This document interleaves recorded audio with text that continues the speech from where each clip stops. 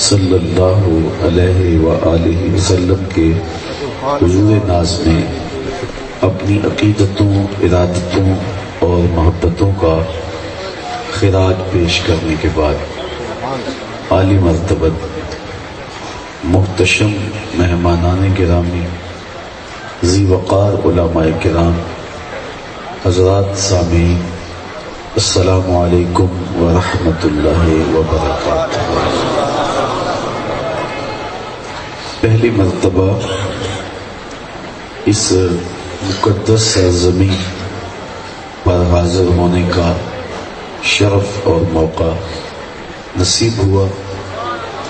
معراج النبی صلی اللہ علیہ وآلہ وسلم کے عنوان کے ساتھ آج کا اجتماع منعقد ہے۔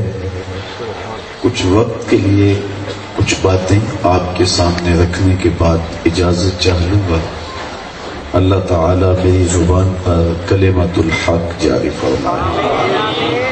مجھ سے قبل جگر گوشہ غزالی زمان زیدہ مجدہ نے اپنے مخصوص پیرائے میں آپ سے گفتگو بھی کی اور نماز کا عہد بھی لیا ہے۔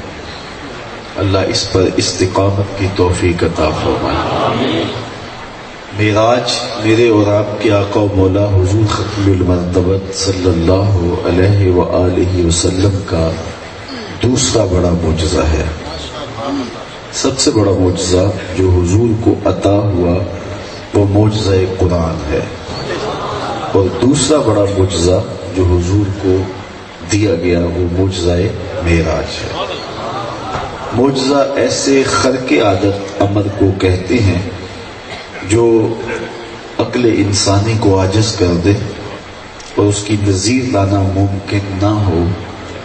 اعلان نبوت کے بعد، ادعائے نبوت کے بعد نبی سے صادر ہو۔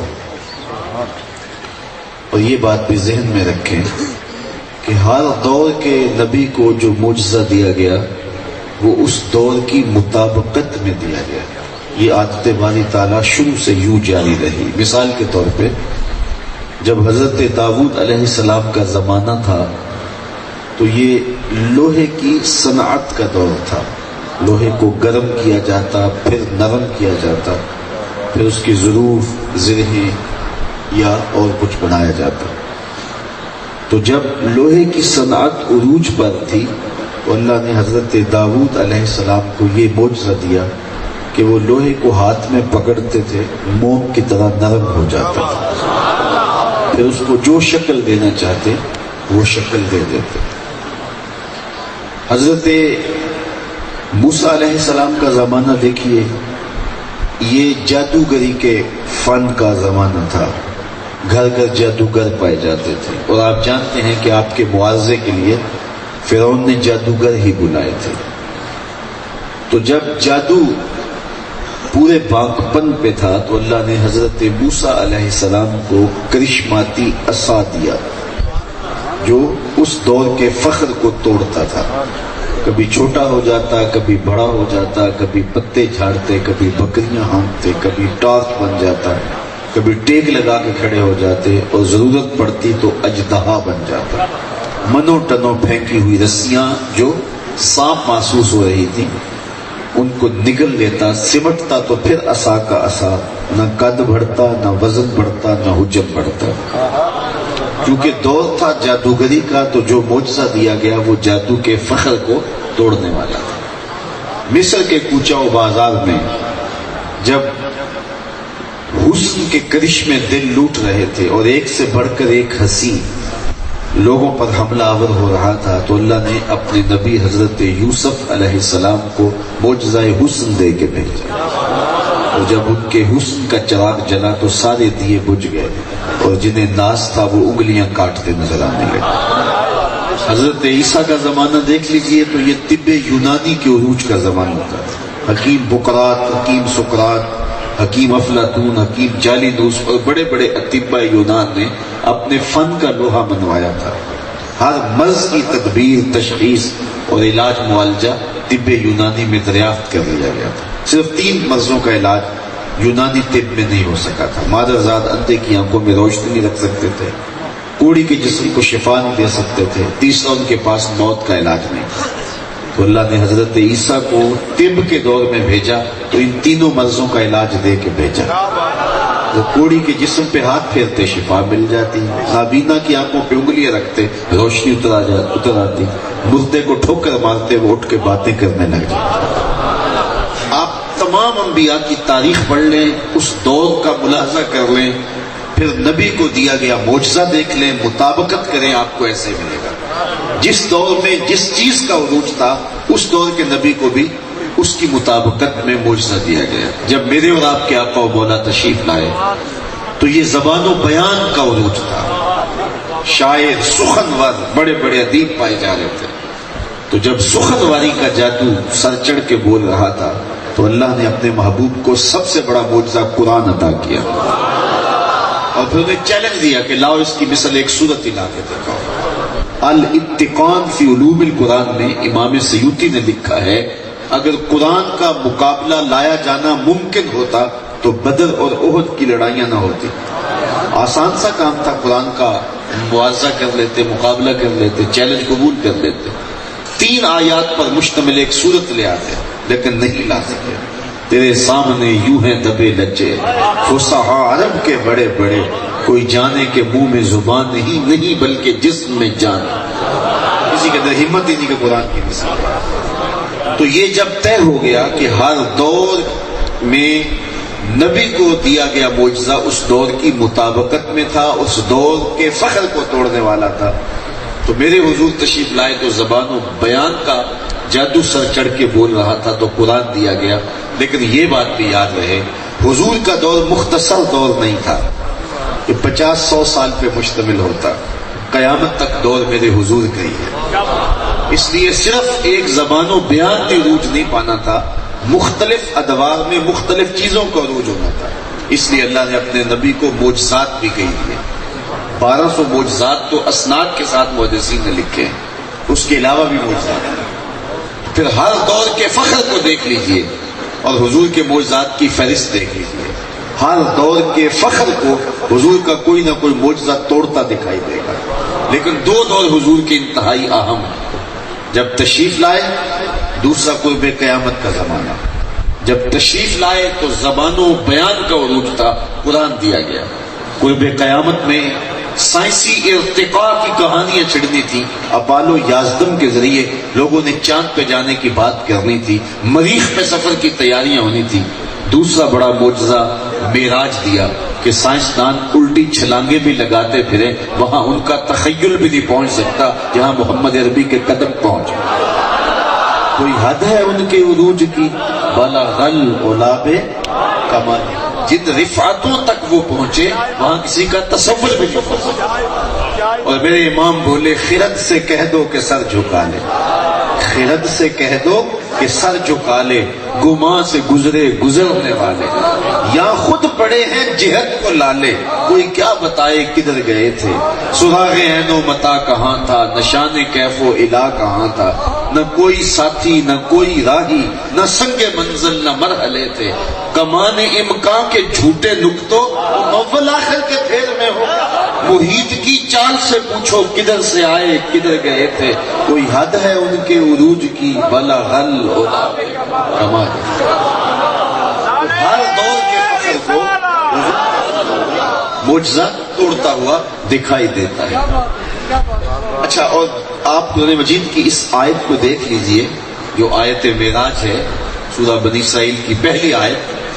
اس میں وہ 6 سوالوں کے جواب موجود ہیں جو سائنس کھڑے کرتی ہے. یہ آنا جانا, سیر, سفر, سیاحت, یہ ہمارا روزمرہ ہے, لیکن فنی زبان میں اس کو کہا جاتا ہے حرکت. سائنس کہتی ہے حرکت ہوئی, ہم کہتے ہیں ہم گئے, ہم آئے, ہم نے سفر کیا, ہم اٹھے, ہم بیٹھے, لیکن سائنس کہتی ہے حرکت ہوئی. اور اس پر وہ سوال اٹھاتی ہے کہ حرکت خود بخود نہیں ہوتی, کسی نے دی تو حرکت ہوئی. محرک کون ہے؟ دوسرا سوال ہے متحرک کون ہے, حرکت کس کو ہوئی, زمان حرکت کیا ہے, کب ہوئی, مبدأ حرکت کیا ہے, کہاں سے ہوئی, منتہا حرکت کیا ہے, کہاں تک ہوئی.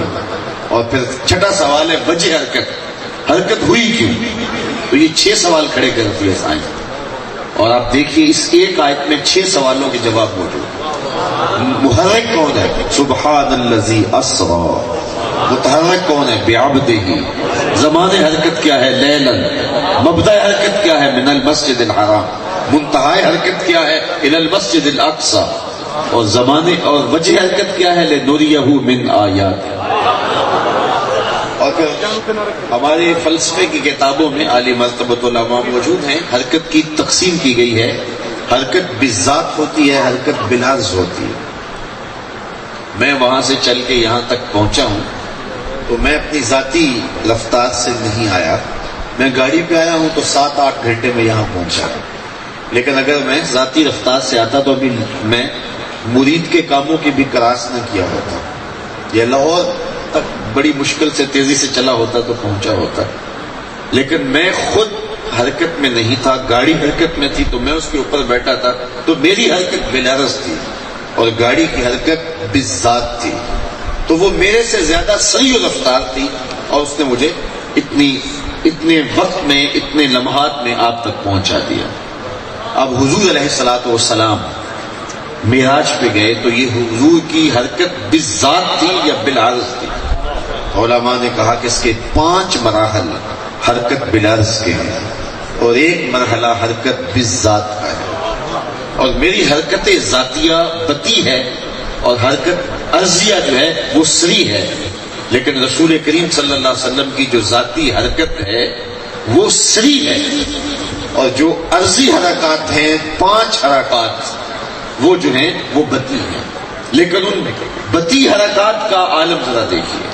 پہلا مرحلہ حضور کا مسجد حرام سے لے کے مسجد اقصی تک، یہ براق پہ حضور کا سفر تھا، اور وہ کتنا سریع و رفتار تھا، جہاں اس کی نظر جاتی تھی وہاں اس کا قدم جاتا تھا۔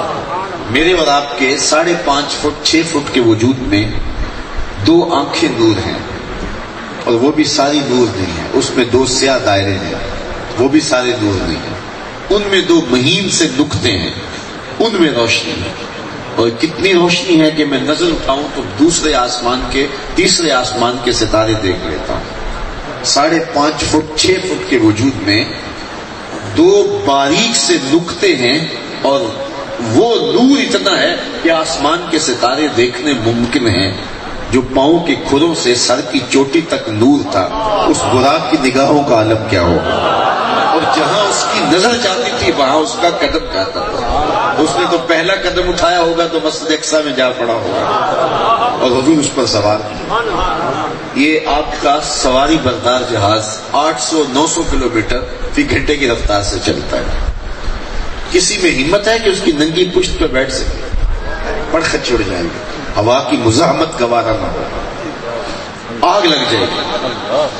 جو 800 کلومیٹر 900 کلومیٹر 1000 کلومیٹر فی گھنٹے کی رفتار سے چلتا ہے، اس کی ننگی پشت پہ کوئی بیٹھنے کی طاقت نہیں رکھتا، اور جو کروڑوں میل فی سیکنڈ کی رفتار سے جا رہا تھا، اس براق کی ننگی پشت پہ بیٹھنے والے شاہ سوار کی عظمت کو سلام کرنے کو جی نہیں چاہ رہا۔ پھر اتنی سرعت کے ساتھ کوئی جا رہا ہو تو راستے میں کوئی ملے تو بندہ پہچان نہیں پاتا، بعد میں شکوہ، جناب آپ گزرے تھے تو مجھے دیکھا ہی آپ نے؟ کہا ہاں میں جلدی میں تھا۔ جب بندہ تیزی میں ہو، سرعت میں ہو، تو قریبی عزیز بھی راستے میں کھڑا ہو تو بندہ پہچان نہیں پاتا کہ میں اتنی تیزی میں تھا کہ میں پہچان نہیں پایا۔ اب اتنی سرعت کے ساتھ میرے حضور گئے، لیکن معرفت کا عالم کیا ہے؟ مررت بقبر موسیٰ، میں موسیٰ علیہ السلام کی قبر کے قریب سے گزرا تو میں نے کیا دیکھا؟ فائزہ ہوا قائم یصلی فی قبرہ، میں نے دیکھا کہ وہ اپنی قبر میں کھڑے ہو کے نماز ادا کر رہا ہے۔ یہ حضور کی معرفت کا عالم۔ اب حضرت موسیٰ علیہ السلام وہاں کھڑے ہیں، حضور مسجد اقصی میں پہنچے، تو جب وہاں پہنچے تو حضرت موسیٰ وہاں بھی کھڑے تھے۔ یا تو یہ ماننا پڑے گا کہ یہاں بھی تھے وہاں بھی تھے، اور یا پھر یہ ماننا پڑے گا کہ وہ پہلے پہنچ گئے۔ تو کیا حضرت موسیٰ علیہ السلام میرے اور آپ کے آقا و مولا سے زیادہ سریع و رفتار ہیں؟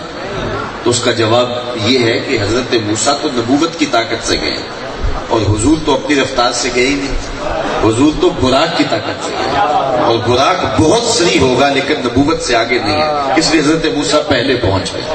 تو یہ ایک پہلا مرحلہ تھا حضور کا جو مکمل ہوا، مسجد حرام سے مسجد اقصی تک حضور براق پہ گئے۔ اب اس کے بعد پھر حضور دوسرا مرحلہ حضور کے سیر بالعرض کا شروع ہوا، مسجد اقصی سے پہلے آسمان تک نور کی ایک سیڑھی تھی جس پہ حضور تشریف لے گئے۔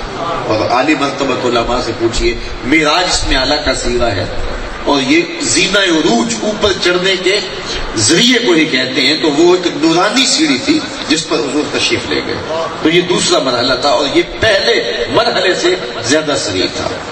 ایک نوری لفٹ تھی، ایک سیڑھی تھی جس پہ حضور تشریف لے گئے۔ اب دو مرحلے مکمل ہوئے۔ اب پہلے آسمان سے لے کر 7ویں آسمان تک فرشتوں کے پروں پہ تشریف فرما ہوتے رہے، انہیں یہ اعزاز بخشا، اور یہ پہلے دو مراحل سے زیادہ سری و رفتار مرحلہ تھا۔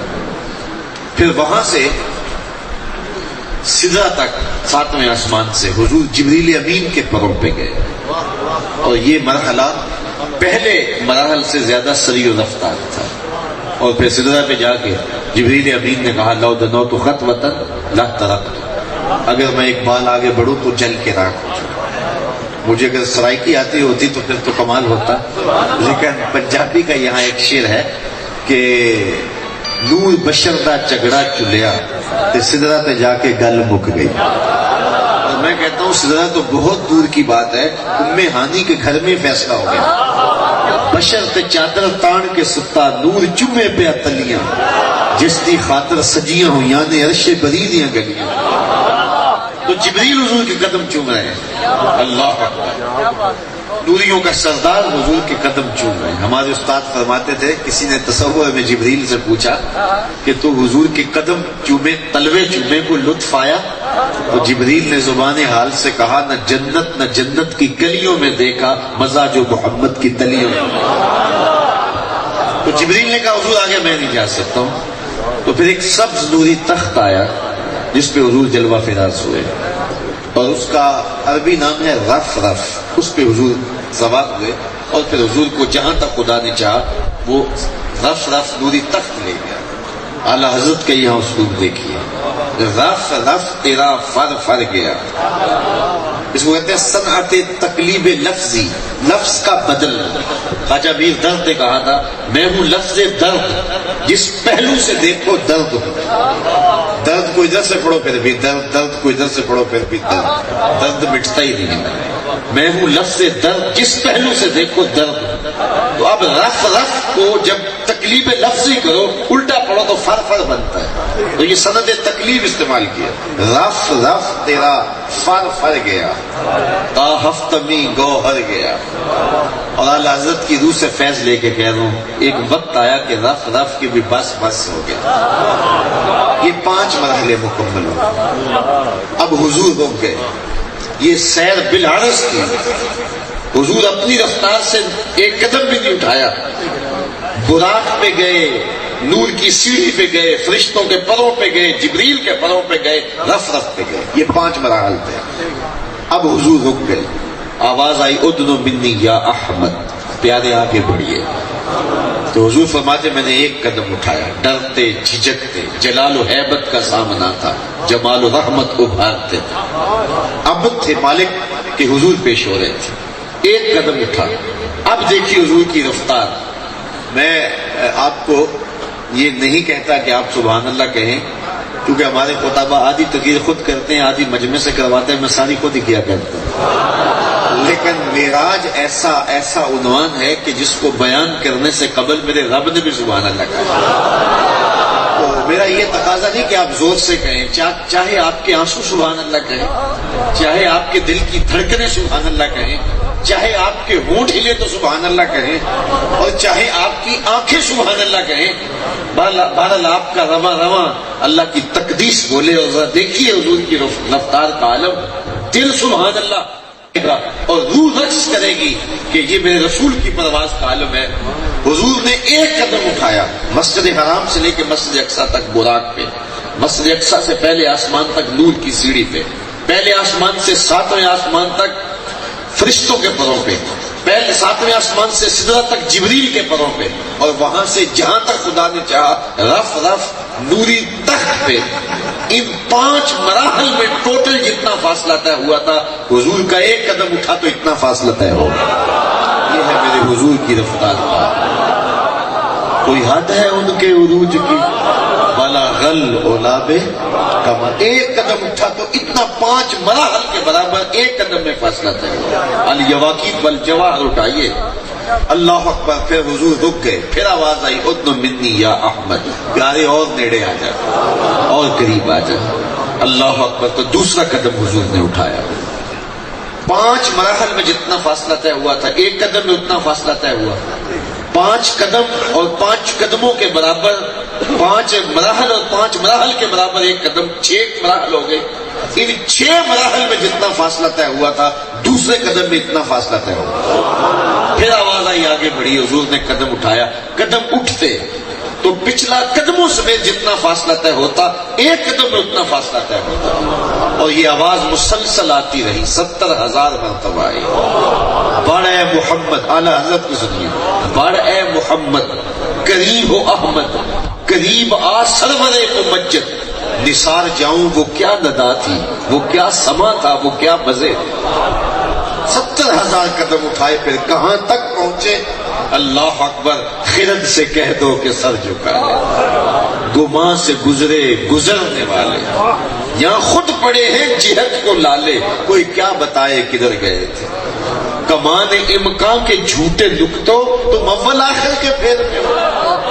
کمان جو ہوتی ہے، تو جب 2 کمانیں آپس میں ملیں تو یہ دائرہ بنتا ہے نا، نصف دائرے کی کمان ہوتی ہے۔ تو ریاضی کی مختلف شکلیں ہوتی ہیں نا، خط ہے، مثلث ہے، مربع ہے، مستطیل ہے، دائرہ ہے، یہ ساری شکلیں ریاضی کی ہیں۔ خط کیا ہوتا ہے؟ الف بے، 2 نقطوں کو جوڑتے خط بن جاتا ہے، الف سے شروع ہوا، بے پہ ختم ہو گیا، ابتدا کا بھی پتہ، انتہا کا بھی پتہ ہے۔ مثلث کیا؟ الف بے جیم، الف سے شروع ہوا خط، بے پہ ختم، بے سے شروع ہونے والا، جیم پہ ختم، جیم سے شروع ہونے والا، پھر الف پہ ختم۔ اس طرح مستطیل اور مربع ہے، اس کے 4 اضلاع ہوتے ہیں۔ لیکن انہی شکلوں میں ایک شکل ریاضی کی ہے دائرہ۔ جب دائرہ بن جائے تو پھر پتہ نہیں چلتا شروع کہاں سے ہوا تھا، یہ بھی پتہ نہیں چلتا ختم کہاں ہو رہا ہے شکل یہ بھی ریاضی کی، لیکن اس کے اوپر نقطے نہیں ہوتے۔ اس کے اوپر نقطے اگر کوئی لگائے گا تو وہ جھوٹے ہوں گے۔ خط پہ نقطے ہوتے ہیں، مثلث پہ نقطے ہوتے ہیں، مربع پہ نقطے ہوتے ہیں، مستطیل پہ نقطے ہوتے ہیں، مخمس پہ نقطے ہوتے ہیں، لیکن دائرے پہ نقطے نہیں ہوتے۔ دائرے کا پتہ ہی نہیں چلتا شروع کہاں سے ہوا، ختم کہاں ہوا۔ اعلیٰ حضرت فرماتے ہیں جب 2 کمانیں جڑی اب بن گیا دائرہ، اور تم اب بھی میرے نبی کی حدیں تلاش کر رہے ہو۔ کمان امکان کے جھوٹے نقطوں، تم اول آخر کے پھیر میں ہو۔ محیط عربی میں دائرے کو کہتے ہیں۔ محیط کی چال سے پوچھو کدھر سے آئے کدھر گئے تھے، کوئی حد ہے ان کے عروج کی، بنا غل اولابے۔ اگر آپ کی توجہ ہو، اتنی سرعت سے میرے حضور کا جانا، پلٹ کے بھی آنا، اس کو میرے رب نے سفر نہیں کہا ہے، یہ میرے رسول کی سیر ہے۔ اور کیا سمجھو گے میرے رسول کو؟ جس کی سیر تمہاری سمجھ میں نہیں آتی، اس کا سفر کیسا ہے؟ اور آپ اچھی طرح سمجھتے ہیں سیر اور سفر کا فرق۔ سیر تمہل کے ساتھ ہوتی ہے، آہستگی کے ساتھ ہوتی ہے، ہر نظارے پہ رکا جاتا ہے، ہر منظر کو دیکھا جاتا ہے، لیکن سفر میں نظر ہدف پہ ہوتی ہے اور بھاگم بھاگ ہوتی ہے۔ یہ اتنی سرعت سے گئے اور پلٹ بھی آئے، اور وقت اتنا لگا کہ کنڈی میں بھی ہل رہی تھی، بستر میں گرم تھا۔ اس کو میرے رب نے سفر نہیں کہا یہ میرے نبی کی سیر ہے۔ اور تم برتائے حیرت میں مبتلا ہو، کیسے ہو گیا؟ کہا کیا سمجھو گے میرے رسول کو؟ جس کی سیر سمجھ میں نہیں آتی، اس کا سفر کیسے سمجھو گے؟ اور آج ہم کہتے ہیں جب مشکل میں امتی ہو پکارے نبی مدد کو پہنچتا ہے، لوگ کہتے ہیں کہاں مدینہ اور کہاں تم، اتنی جلدی نبی کیسے آ جاتا ہے؟ میں کہتا ہوں جب مشکل میں امتی پکارے نبی پھر سیر کرتا تو نہیں آتا، نبی تو پھر سفر کرتا ہے۔ اور جس کی سیر نہیں سمجھی جاتی اس کے سفر کو کون سمجھے؟ کوئی حد ہے ان کے عروج کی، بلا غل اولاب کمال۔ آگے فرمایا بعبد، کہ پاک ہے وہ ذات جس نے سیر کرائی اپنے بندہ خاص کو۔ لفظ عبد کیوں بولا گیا؟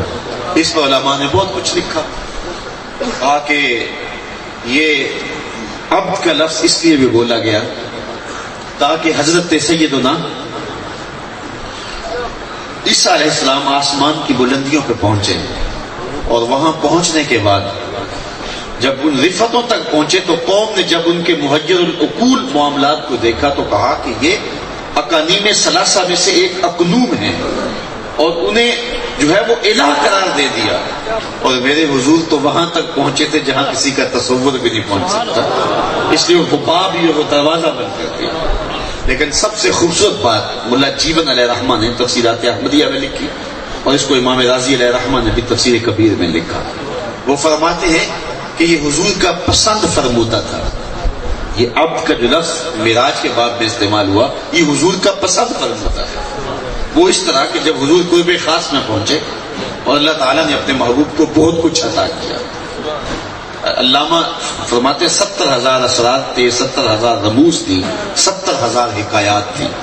محبوب کی جھولی میں بہت کچھ ڈالا. سب کچھ دینے کے بعد کہا بما اشرفک یا احمد، اے پیارے یہ تو میں نے تمہیں دیا ہے، اب تو بتا تیری اپنی مرضی کیا ہے. مہمان نوازی کے کچھ تقاضے ہوتے ہیں. آپ کا عزیز مہمان آ جائے تو آپ سب کچھ پیش کرنے کے بعد پھر بھی کہتے ہیں جناب آپ کی کوئی چاہت، آپ کی کوئی ڈیمانڈ. سب کچھ جھولی میں ڈال کر کہا بما اشرفک یا احمد، اے پیارے بتا تجھے کیا دیا جائے. اور کسی کو آپ اختیار دے دیں اور وہ اپنی طلب بتائیں تو وہ کھلے گا کہ وہ کہاں کھڑا ہے. کسی شخص کو دیکھنا ہو کہ وہ کھڑا کہاں ہے اس کو اختیار دے دیجیے. آپ مجھے پوچھتے ہیں کہ جناب بتاؤ کیا چاہیے، تو میں کہوں کہ جناب مجھے پانی کا گلاس دے دیجیے تو آپ سمجھیں گے کہ پیاسا ہے. میں کہوں مجھے کھانا دیجیے گا آپ سمجھیں گے کہ بھوکا ہے. میں کہوں کہ ذرا اٹھ کے میرے نام کے نعرے لگائیے گا تو آپ کہیں گے یہ تو ابھی شہرت کا بھوکا ہے. میں کہوں گا مجھے میرے اوپر نوٹ پھینکیے گا میں کتنی اچھی تقریر کر رہا ہوں تو آپ کہیں گے کہ ابھی اندر کی بھوک ہی نہیں مٹی. تو کسی شخص کا ضرب کھلتا ہے اس کے سوال سے. اور کچھ لوگ ایسے ہوتے ہیں ان کو اختیار دیا جائے وہ بات کریں تو ضرب کھلتا ہے تو طبیعت واہ واہ پکار اٹھتی ہے. وہ کیا کسی نے کہا نا کہ میرے سوال کی عظمت تو دیکھ ایسا کی، میرے سوال کی عظمت تو دیکھ ایسا کی، جام نہ دے حسن طلب کی داد تو دے.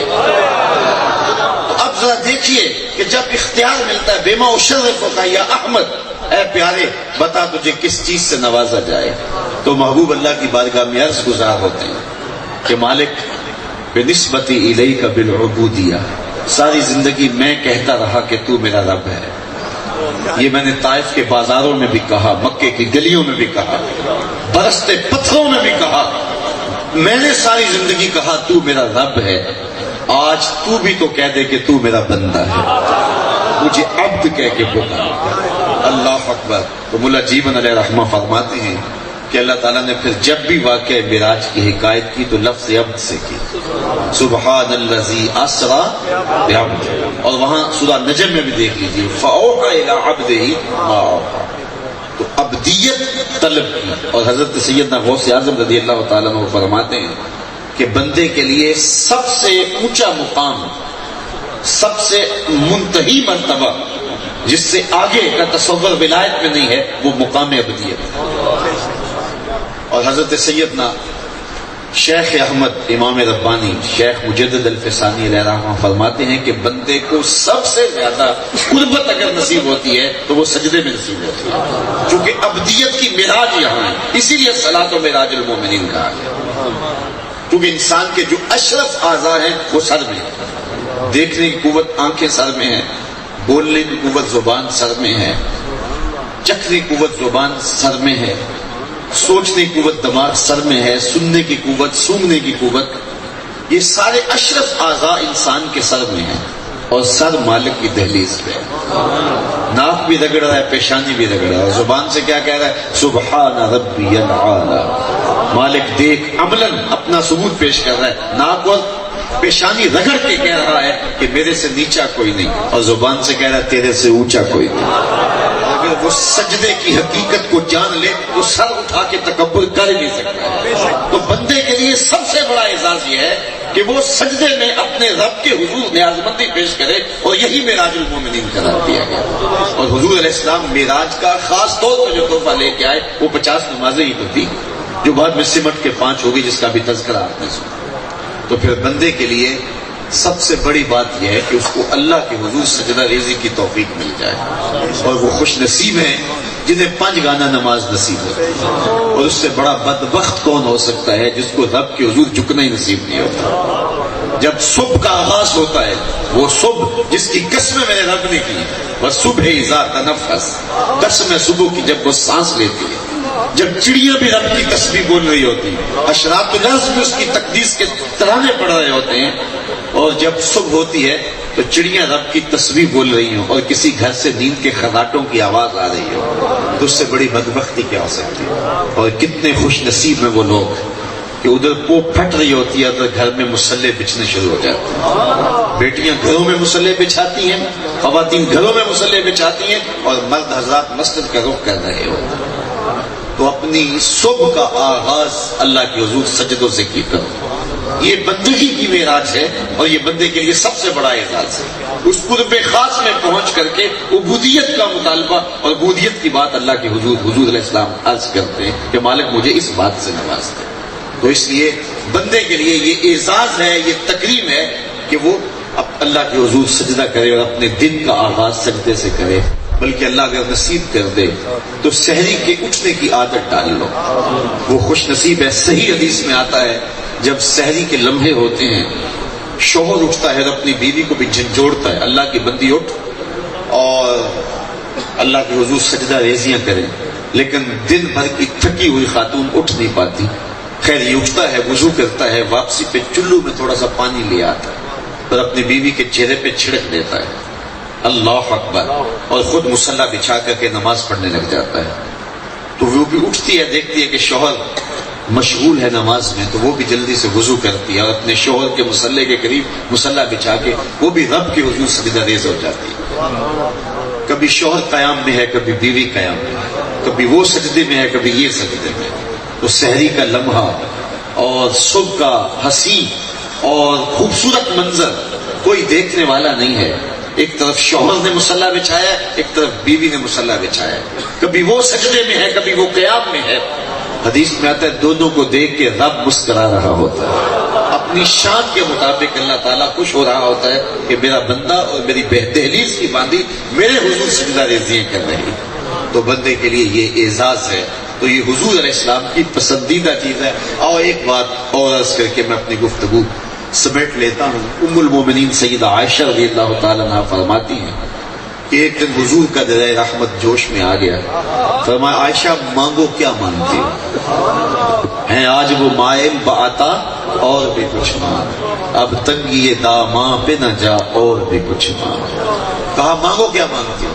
عرض کی حضور اگر آپ اجازت دیں تو اپنے والد گرامی سے مشورہ نہ کر لوں، موقع بڑا اچھا ہے۔ تو کہا کیوں نہیں، آپ ضرور کیجیے۔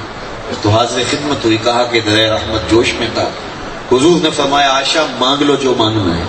تو میں نے موقع کو غنیمت سمجھا اور مہلت مانگ لی اور آپ سے مشورہ کرنے آئی ہوں۔ فرمایا بیٹا حضور سے کہنا کہ معراج کی قربت خاص میں اللہ نے آپ سے جو راز کی باتیں کی تھی ان میں سے ایک بات بتا دی۔ مانگا بھی تو علم مانگا، اللہ اکبر، اور کہا عائشہ مجھ سے وعدہ کرو جو حضور بتائیں مجھے بھی آ کے بتائیں۔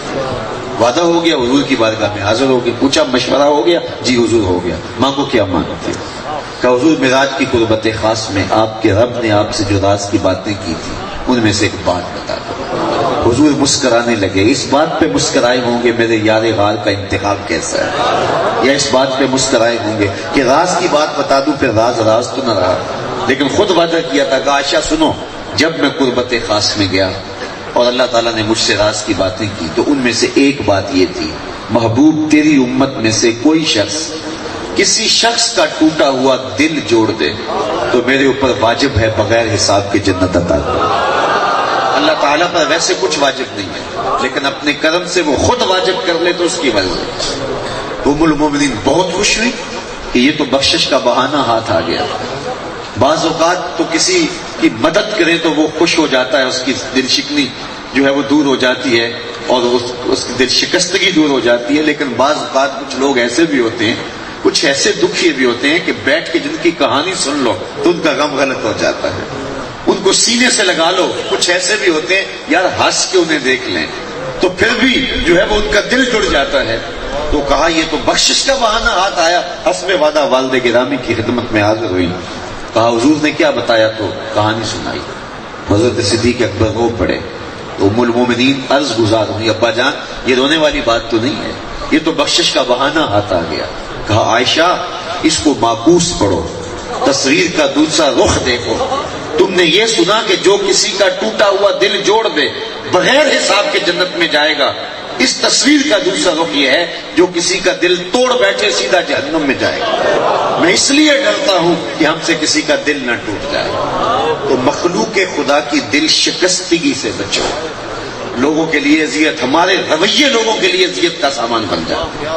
زبان سے کوئی بات کر دینا, کسی کی دل شکنی کر دینا, یہ تو بڑی بات ہے. ہمارے رویے لوگوں کے لیے تکلیف کا سبب بن جاتے ہیں. اور میرے حضور نے جو دین دیا ہے وہ اتنا حساس, اتنا نازک دین ہے.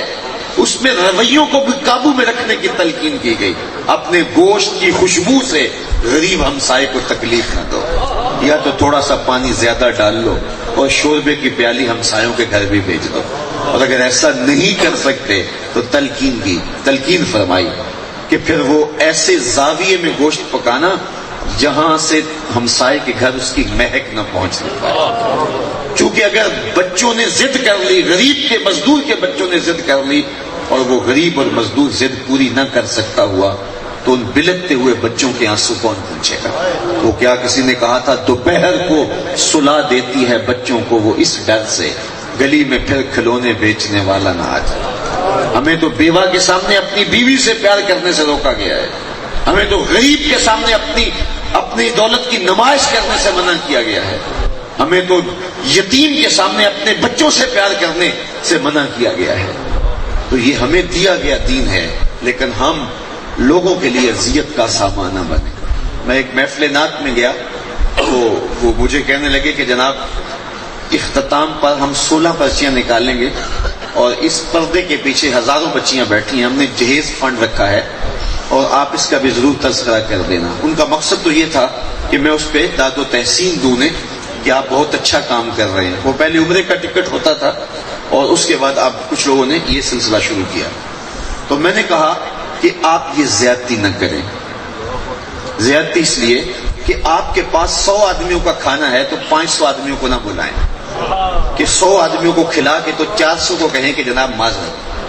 آپ کے پاس 100 آدمیوں کا کھانا ہے تو پردے سے 100 کو ہی بلائیں اور ان کو کھانا کھلائیں اور عزت سے رخصت کر دیں. اور اگر آپ کے پاس نہیں ہے, 100 آدمیوں کا کھانا بھی نہیں ہے, تو تھوڑوں کا تو تھوڑوں کو بلا لیں. میں نے کہا ہر پرچی پہ ہزاروں بچیوں کا دل دھڑکے گا کہ حضور کے میلاد کی مجلس میں ہماری قسمت جاگ پڑے گی. اور 16ویں پرچی پر جب مایوسی پھیلے گی 16 بچیاں تو خوش ہو جائیں گی, باقی ہزاروں بچیاں حضور کے میلاد سے گھروں کو روتے ہوئے جائیں گی کہ ہماری قسمت حضور کے میلاد میں بھی نہیں کھلی. تو میں نے کہا یہ زیادتی نہ کرو. رات کے اندھیرے میں اگر تم ان کے والدین تک پہنچ سکتے ہو, ان کی مدد کر سکتے ہو, تو عرش کا رب بڑا راضی ہوگا تمہارے. تو ہم اپنے رویے سے, خورشید گیلانی مرحوم نے ایک جملہ لکھا تھا, اس نے کہا تھا امیر آدمی نمائش نہ چھوڑیں, آسائش نہ چھوڑے, نمائش چھوڑ دے تو غریبوں کی جان سو کر سکتے. تو ہمارے کتنے رویے ہیں جو لوگوں کے لیے اذیت کا سامان بنا ہے. تو حضرت سیدنا صدیق اکبر رضی اللہ تعالیٰ عنہ نے کہا کہ میں تو اس بات سے ڈر رہا ہوں کہ ہمارے عمل سے, ہمارے رویے سے جو ہے وہ کسی کی دل شکنی نہ ہو گئی ہو. تو مخلوق خدا کے لیے آسانیاں پیدا کرو, لوگوں کے لیے بہتریاں پیدا کرو. میں تو آج کل یہ بھی کہتا ہوں کہ گرمیوں کا موسم ہے اور لوڈ شیڈنگ کا زمانہ ہے, تو کچھ لوگ ان کے اپنے کمرے اور اپنے گھر سونڈ پروف ہوتے ہیں اور وہ باہر تیز شور والا جنریٹر گلی میں لگا کر کے آپ چین کی نیند سو جاتے ہیں, اور ہمسائے کے گھر کی کھڑکیاں بھی نہیں ہیں اور اس کو دھوئیں کا عذاب بھی سہنا پڑتا ہے, اس کے اعضاء اس کے شور سے بھی شل ہوتے ہیں, اور جو اس کو تکلیف گرمی کی شدت کی اور مچھر کاٹنے کی ہے وہ الگ ہے. اس کو 4 عذابوں میں تڑپتا ہوا چھوڑ کے تم اندر دروازے مقفل کر کے آرام کی نیند سو گئے ہو، تمہیں نیند کیسے آئی؟ تم اس کے لیے کیوں اذیت کا سامان کھڑا کر دیا؟ تو اپنے رویے سے، اپنے طرز زندگی سے، اپنے انداز معاشرت سے لوگوں کے لیے تکلیف کا سبب نہ بنو، لوگوں کے لیے راحت کا سبب بنو۔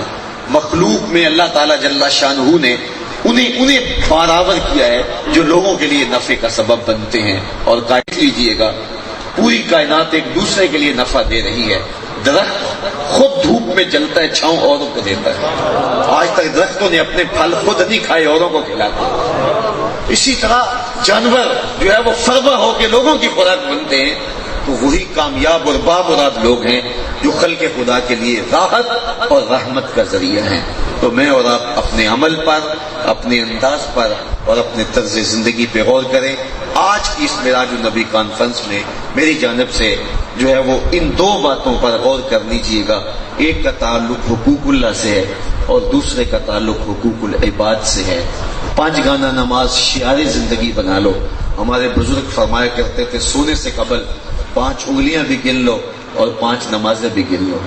اور دوسری بات یہ ہے کہ اللہ کی مخلوق کے لیے اذیت کا سامنا کرنا، لوگوں کے لیے سکھ اور راحت اور آرام کا ذریعہ بن جانا۔ اللہ مجھے آپ کو اپنی رحمتوں اور کرم نوازیوں کے نور سے مالا مال کرے۔ اقبال کے سارے فلسفے کا رس نہ چھوڑے۔ مہمان خطیب تشریف لے آئے ہیں اور آپ ان کا خطاب سنیں گے تو یقیناً نہال ہوں گے اور آپ کی طبیعت سرشار ہوگی۔ میں نے جتنا جو کہنا تھا وہ باتیں آپ تک پہنچا لی۔ میں اجازت چاہوں گا۔